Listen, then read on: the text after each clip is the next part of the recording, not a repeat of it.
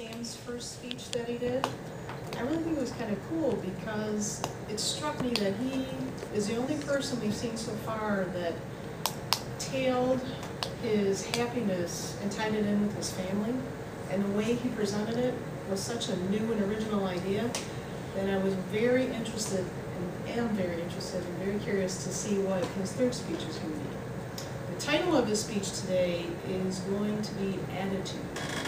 Now when he emailed that to me and said attitude is going to be the theme of his speech, I'm like, okay, this speech is going to be cool. So I'm really looking for some cool and original ideas coming from Sam today. Now Sam's goal for today's speech is to try to get his speech set up in the appropriate time frame and to do that in a very well-paced manner. So I'd like to have you join me in welcoming Sam for his third speech on attitude. Sam?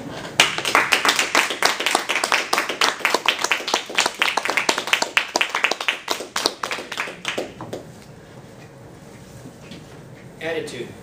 We all have one. Some of us are proud of our attitude, others maybe not so much. But did you realize that there's so much weighing on your attitude? Your perspective on life and everything boils down to your attitude. Your successes, your failures, all can be rooted down to your attitude. Today I'm going to talk to you about a few things, and I'm going to present a quotation from Charles Swindoll and tell you about a few personal experiences I've had where attitude made a difference. I'm going to start with the quotation from Charles Swindoll called Attitude. The longer I live, the more I realize the impact of attitude on life.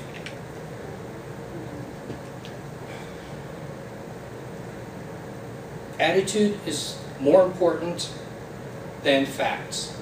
It's more important than the past, more important than education and money, circumstances, successes, failures. Attitude is more important than appearance. Your abilities, your skills, everything. Attitude is more important than all of these.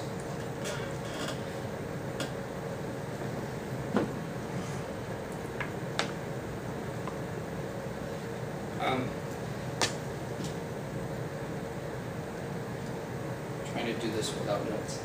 I apologize.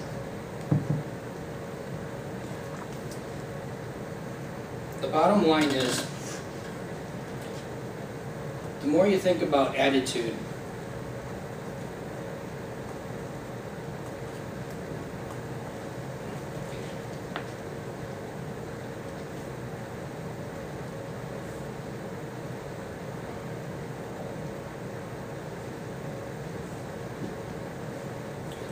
do in this situation.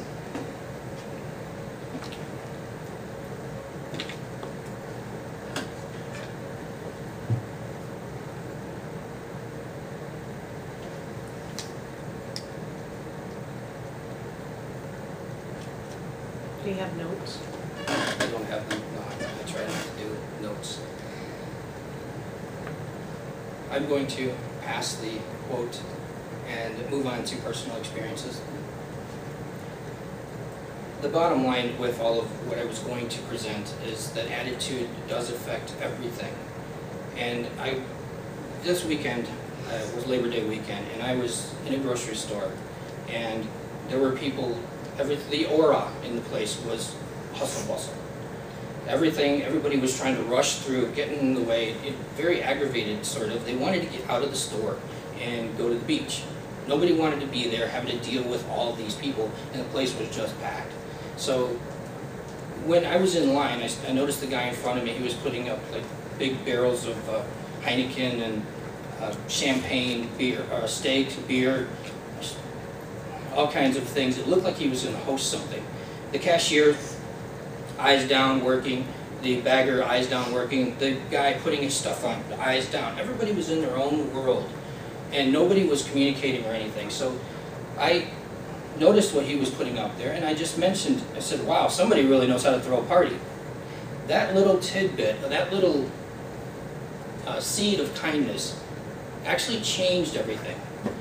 He opened up to me, started talking to me. He joked back, he's like, yeah, my wife told me I could get 2 cans of beer, so I got these 2-gallon cans.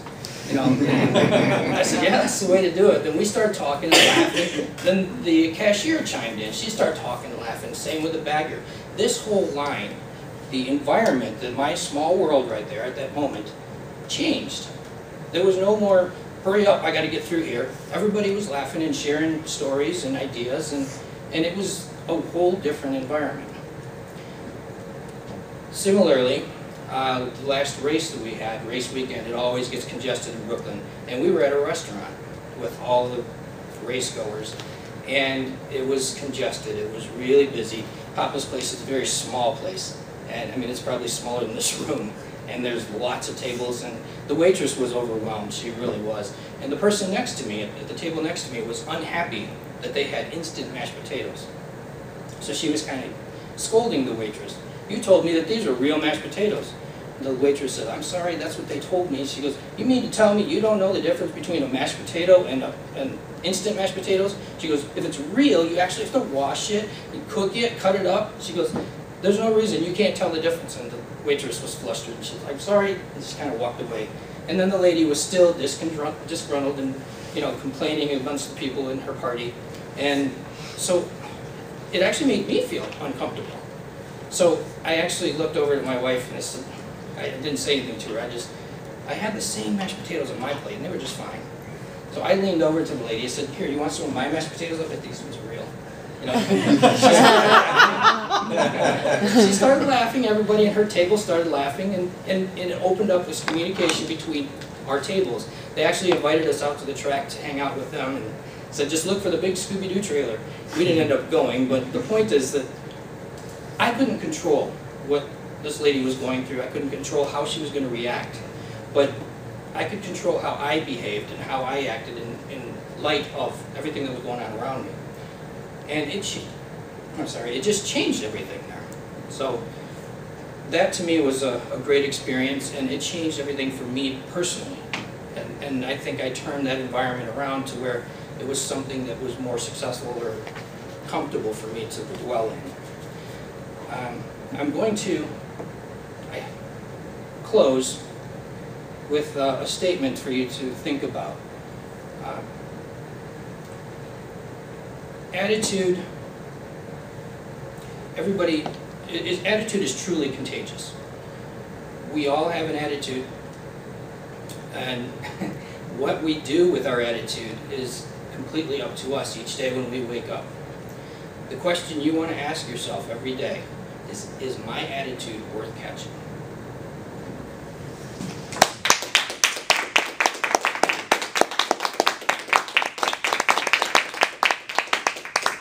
Thank you very much, Sam.